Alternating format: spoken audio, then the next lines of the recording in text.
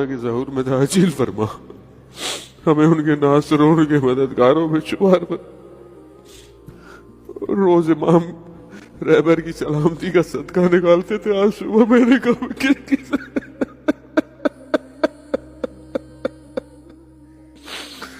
پروردگار رہبر کو اعلیٰ علی دین درجات عطا فرما، امت مسلمہ کو صبر کی توفیق عطا فرما، امت مسلمہ کو اس صدمے سے نکلنے کی توفیق عطا فرما، علماء کرام باقی مراجع کرام کو طول عمر اور سلامتی عطا فرما، نظام اسلام کی سلامتی عطا فرما۔